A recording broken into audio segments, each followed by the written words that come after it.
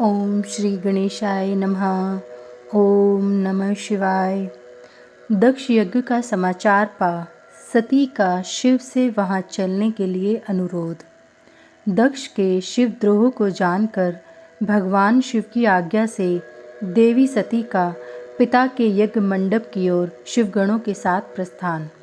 ब्रह्मा जी कहते हैं, नारद, जब देव ऋषिगण बड़े उत्साह और हर्ष के साथ दक्ष के यज्ञ में जा रहे थे, उसी समय दक्ष कन्या देवी सती गंधमादन पर्वत पर चंदोवे से युक्त धारागृह में सखियों से घिरी हुई भांति भांति की उत्तम क्रीड़ाएं कर रही थी।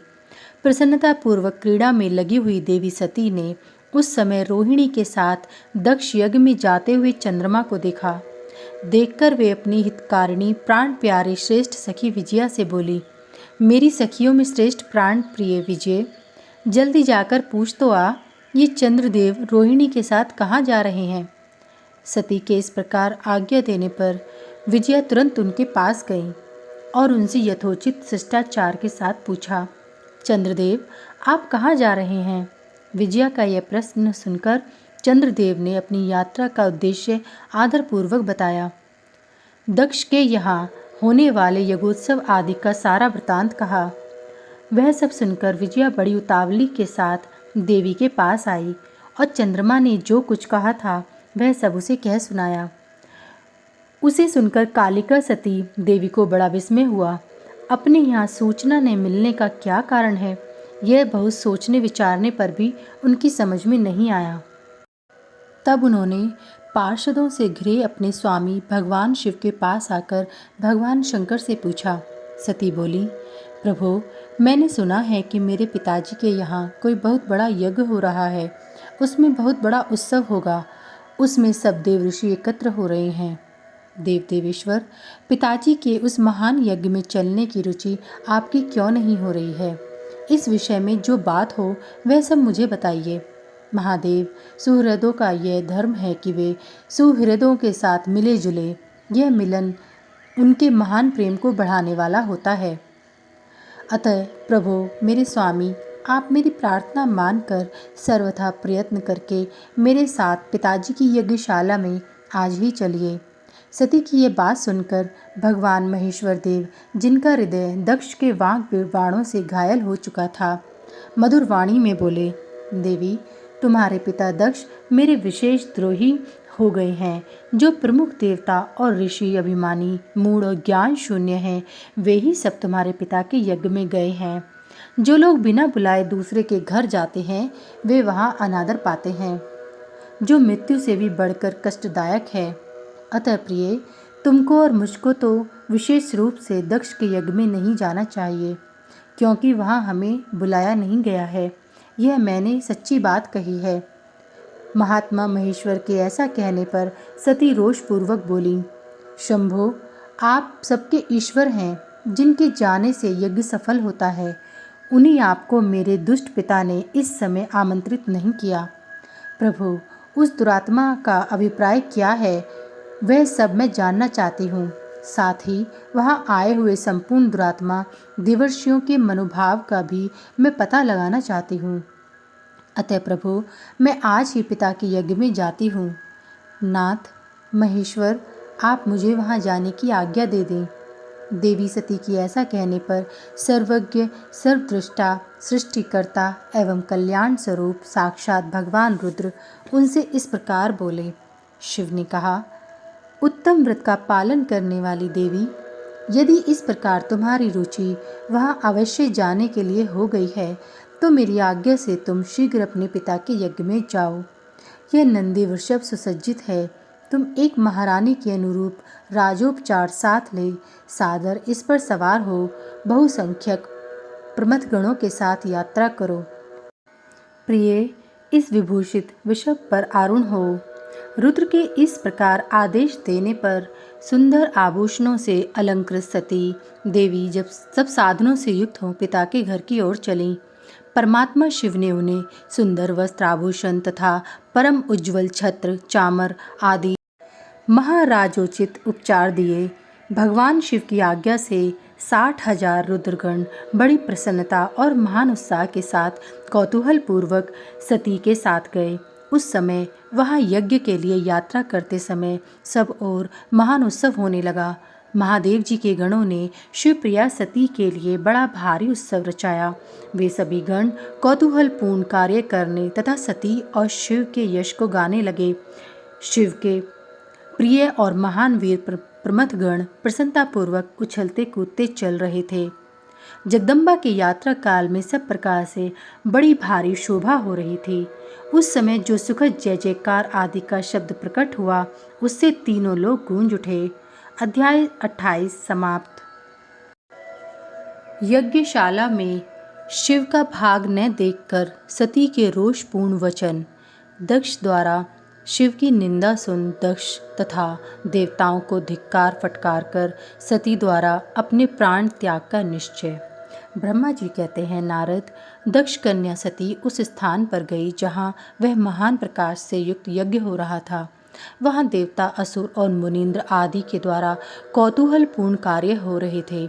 सती ने वहाँ अपने पिता के भवन को नाना प्रकार की आश्चर्यजनक वस्तुओं से संपन्न, उत्तम प्रभाव से परिपूर्ण, मनोहर तथा देवताओं और ऋषियों के समुदाय से भरा हुआ देखा।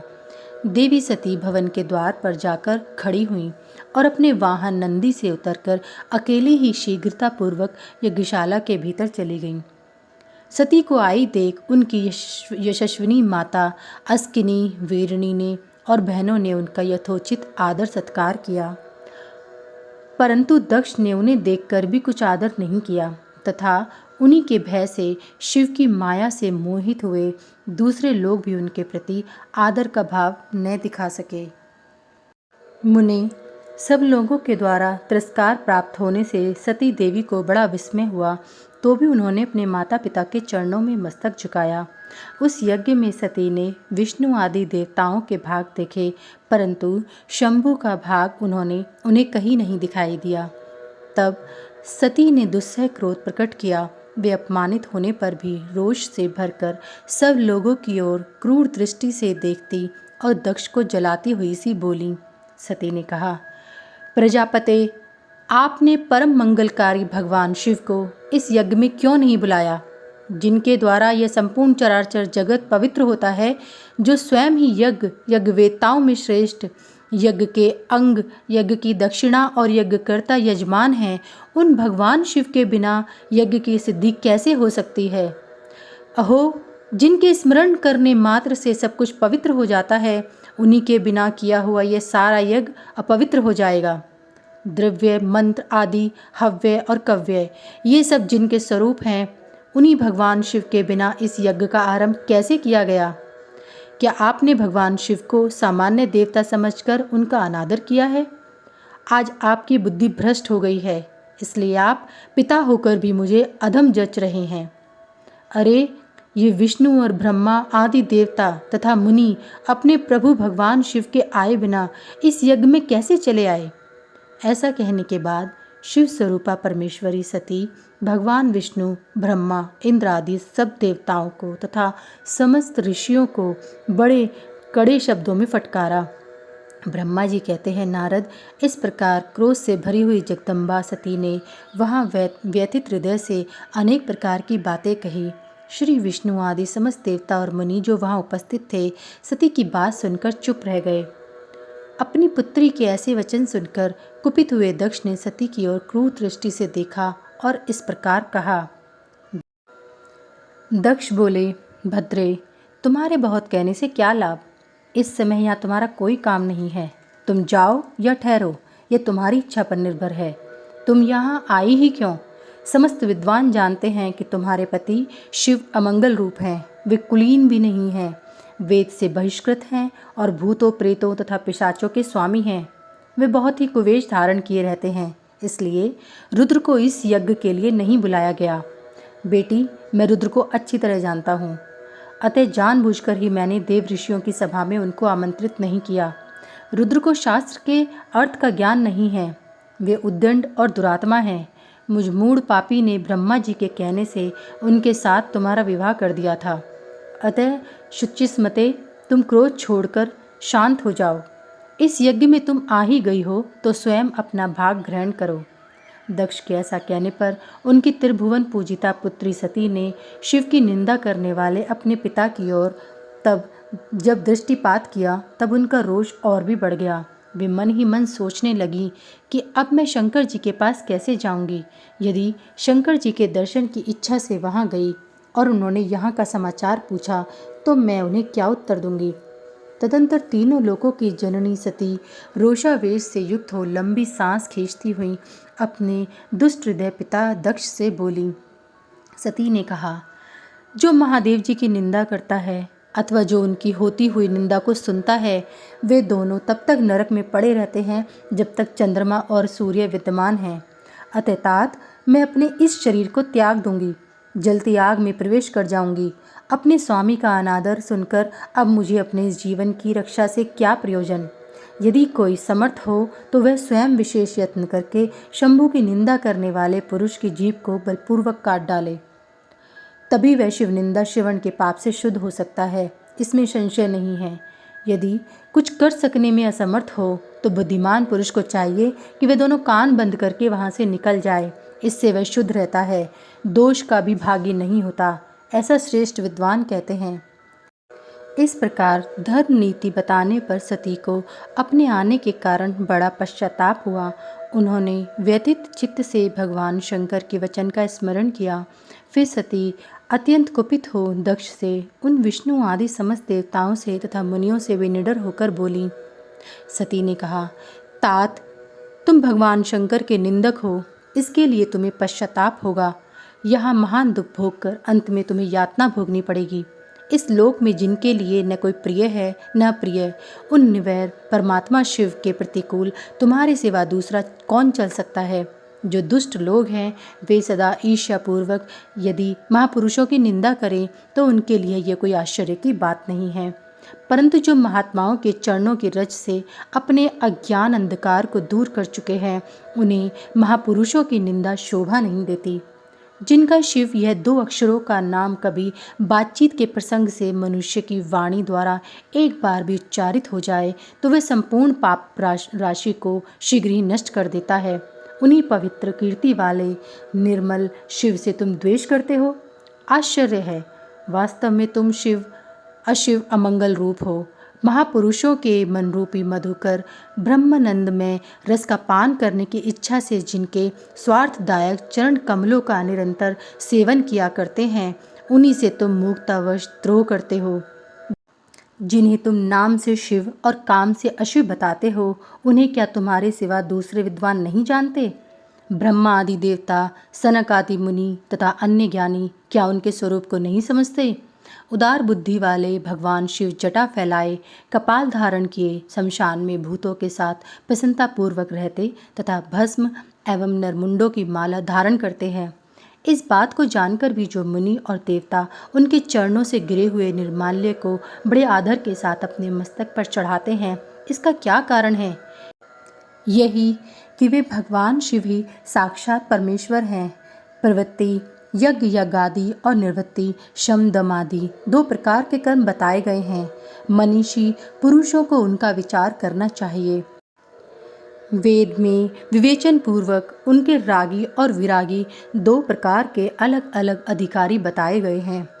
परस्पर विरोधी होने के कारण उक्त दोनों प्रकार के कर्मों का एक साथ एक ही कर्ता के द्वारा आचरण नहीं किया जा सकता।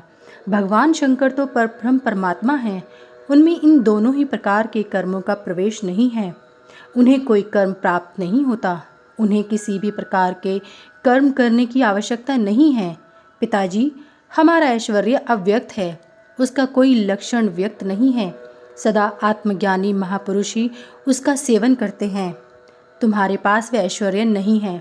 यज्ञशालाओं में रहकर वहाँ के अन्न से तृप्त होने वाले कर्मठ लोगों को जो भोग प्राप्त होता है, उससे वह ऐश्वर्य बहुत दूर है। जो महापुरुषों की निंदा करने वाला और दुष्ट है, उसके जन्म को धिक्कार है। विद्वान पुरुष को चाहिए कि उसके संबंध को विशेष रूप से प्रयत्न करके त्याग दे। जिस समय भगवान शिव तुम्हारे साथ मेरा संबंध दिखलाते हुए मुझे दक्षायणी कहकर पुकारेंगे, उस समय मेरा मन सहसा अत्यंत दुखी हो जाएगा। इसलिए तुम्हारे अंग से उत्पन्न हुए सदाशिव के तुल्य घृणित इस शरीर को इस समय मैं निश्चय ही त्याग दूंगी और ऐसा करके सुखी हो जाऊंगी।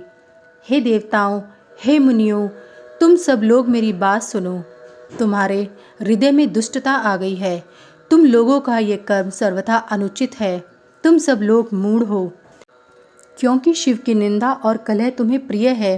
अतः भगवान हर से तुम्हें इस कुकर्म का निश्चय ही पूरा पूरा दंड मिलेगा। ब्रह्मा जी कहते हैं, नारद, उस यज्ञ में दक्ष तथा देवताओं से ऐसा कहकर सती देवी चुप हो गई और मन ही मन अपने प्राण वल्लभ शंभु का स्मरण करने लगी। अध्याय 29 समाप्त।